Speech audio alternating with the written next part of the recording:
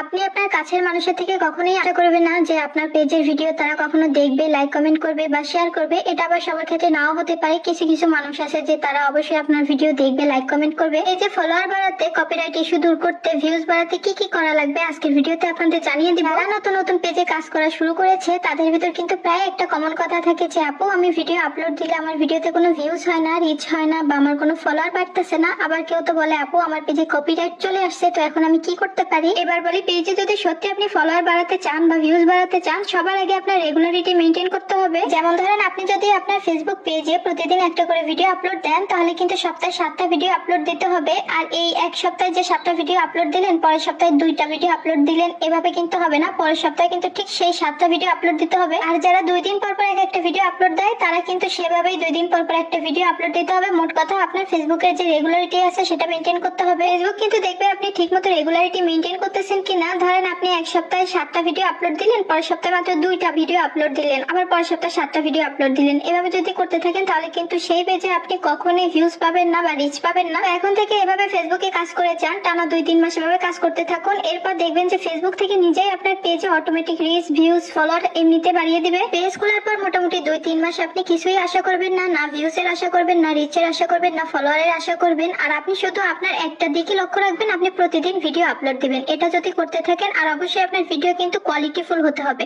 আপনি আপনার ভিডিও কিন্তু নিজে দেখলেই বুঝতে পারবেন যে এটা ভালো হয়েছে কিনা। তো আপনি যখন ভিডিও বানাবেন তখন 1-2 বার দেখবেন। আপনার যদি সেই ভিডিওটা দেখতে ইচ্ছা করে, বারবার দেখতে ইচ্ছা করে, তাহলে বুঝবেন যে এটা দর্শকের কাছেও দেখতে ভালো লাগবে। আপনি একটা ফেসবুক পেজ খুলে যদি ভাবতে থাকেন যে 2-3 মাসে এখান থেকে লাখ লাখ ফলোয়ার চলে আসবে, লাখ লাখ ভিউজ চলে আসবে, এইগুলো একদমই করা যাবে না। ফেসবুক পেজে টানা 1 বছর কষ্ট করতে হবে। আর আপনার যদি লাখ ফেভার করে থাকে তাহলে 1 বছর লাগবে না, মাত্র 2-3 মাসেই আপনি মনিটাইজেশন অন করতে পারবেন বা ওই পেজ থেকে লাখ লাখ ভিউজ পেয়ে যাবেন বা ফলোয়ারও পেয়ে যাবেন। তো এটা একদম সম্পূর্ণ নির্ভর করে আপনি কি কোয়ালিটির ভিডিও বানাচ্ছেন। আপনার ভিডিওর কোয়ালিটি যত বেশি ভালো হবে তত কিন্তু আপনার দর্শক সেই ভিডিও দেখতে থাকবে। যারা নতুন নতুন করে ফেসবুক পেজে ভিডিও আপলোড দেওয়া শুরু করেছেন, তাদের একটা জিনিসই মাথায় রাখা লাগবে, আপনার ভিডিওর কোয়ালিটি থেকে কোয়ান্টিটি বেশি থাকা লাগবে। আপনি আপনার ফেসবুক পেজ থেকে যদি রেগুলার 2-1টা বড় ভিডিও আপলোড দেন বা 2-1টা রিলস আপলোড দেন, তাহলে কিন্তু এই ভিডিওগুলো আস্তে আস্তে ফেসবুক অ্যালগরিদমের চোখে পড়বে। আর যখনই কিন্তু আপনি এভাবে ভিডিও কন্টিনিউ দিতে থাকবেন, আস্তে আস্তে দেখবেন আপনার রিচটাও বেড়ে গেছে। আর যখনই আপনি আপনার পেজে বেশি করে ভিডিও আপলোড দিবেন বা বেশি বেশি ভিডিও মেক করতে থাকবেন, তখন দেখবেন আপনার হাতটা অনেক চালু হয়ে গেছে আর এডিটও ভালো করতে পারতেছেন। এতে করে কিন্তু আপনার ভিডিওর কোয়ালিটি আগে থেকে অনেক গুণ বেড়ে যাবে। আর বলবো, অনেক আপু আর ভাইয়ারা আছে যে ফেসবুক পেজে 1-2 বছর ধরে কাজ করতেছে, কিন্তু তাদের কিছু কিছু সামান্য ভুলের কারণে কিন্তু তাদের পেজে রিচটা হয় না। যেমন ধরেন তারা অনেক মানুষের